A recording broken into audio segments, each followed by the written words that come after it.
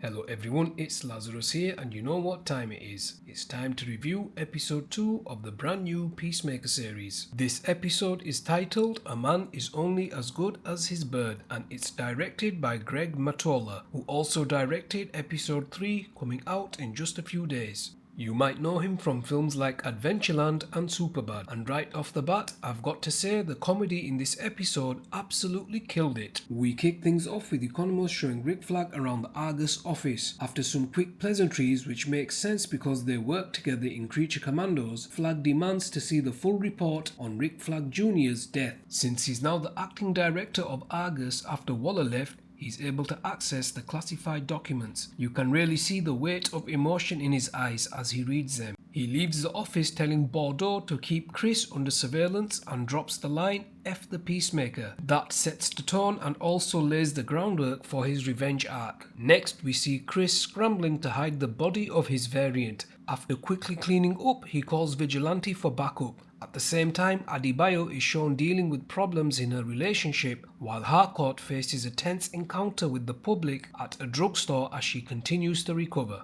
The highlight of this episode for me was the introduction of Tim Meadows as Langston Fleury. He absolutely owned this role. Known for being inappropriate and giving people ridiculous nicknames, he immediately dubs Economos Ginger Cool in the surveillance van. Fleury was sent by Sacha Bordeaux to babysit and keep tabs on Economos, and he adds such a fresh layer of humour to the team dynamic. While spying on Chris and Adebayo, Fleury starts showing a little interest in Adebayo.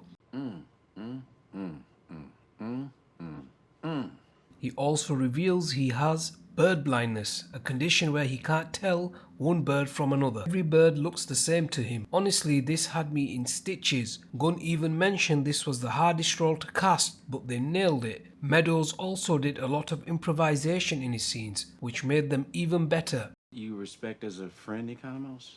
It's fine. It's just because I was thinking about tapping that ass, you know? Vigilante aka Adrian then shows up to help Chris dispose of his variant's body, bringing along a bone saw as requested. This scene is dark, graphic and full on hardcore. Inside the quantum unfolding chamber, they use alien tech, the same incinerator from episode 1, to finish the job. This is followed by a funny interaction with themselves and the alien. After this, Economos links up with Chris and the 11th Street kids. There's a really warm rooftop scene where the gang reconnect for the first time since season 1.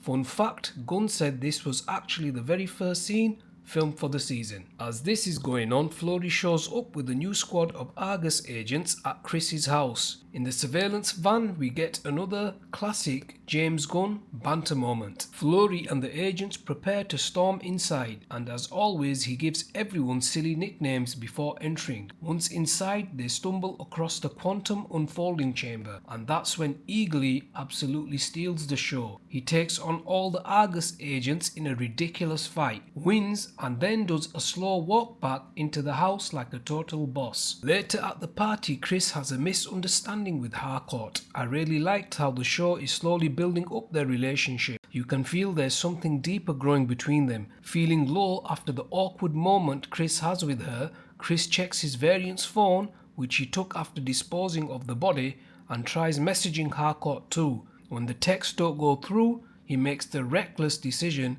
to try returning to the other universe. As this happens, he overhears his father and brother searching for his variant, Chris too.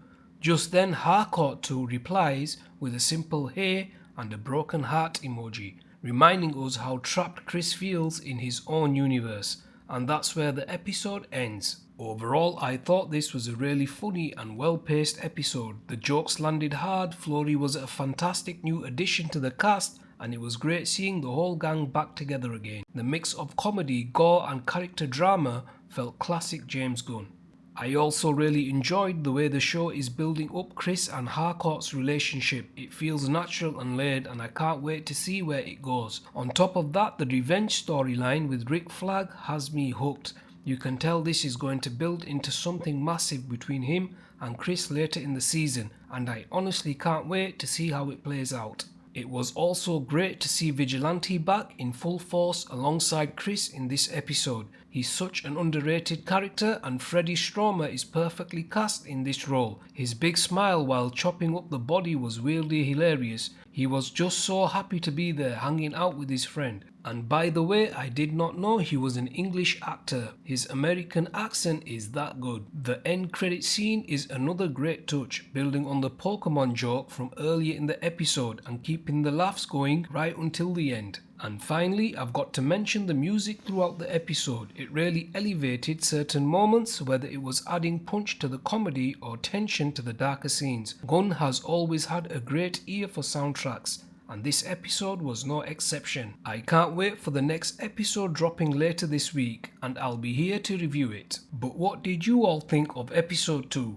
Did Flory win you over like he did me? And where do you think the Rick Flag vs Peacemaker storyline is heading? Drop your thoughts in the comments below. And as always, if you enjoyed this review, make sure you hit the like button, subscribe to the channel and ring the bell so you don't miss out on any upcoming videos. Thanks for watching, and I shall see you all in the next one.